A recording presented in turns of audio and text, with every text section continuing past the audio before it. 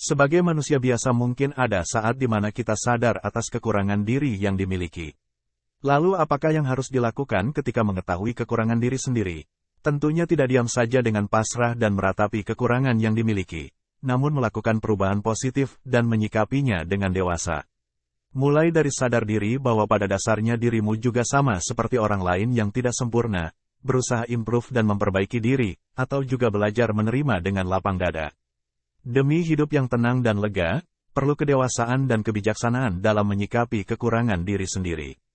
Beberapa hal yang patut dilakukan saat tahu kekurangan diri sendiri dapat disimak pada pembahasan berikut ini. Simak satu-satu ya.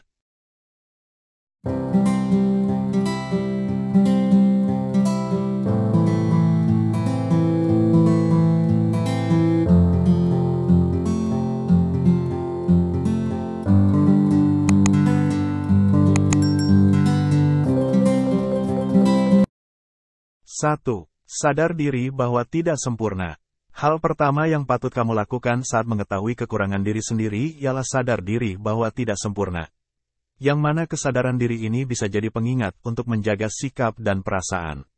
Supaya tidak tinggi hati, sombong dan merasa paling benar, karena sejatinya sama seperti manusia biasa pada umumnya yang punya kekurangan dan tidak sempurna. Jadi kalau ada pencapaian atau kelebihan yang dimiliki gak sampai kepikiran untuk sombong. Karena sadar kalau dirimu sendiri punya kekurangan. Menjaga diri untuk tetap rendah hati karena sadar atas lebih kurang yang dimiliki.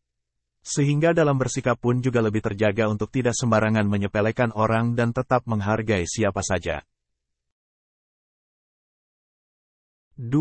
Berusaha improve dan memperbaiki diri. Hal lainnya yang juga patut dilakukan saat sadar atas kekurangan diri sendiri ialah berusaha improve.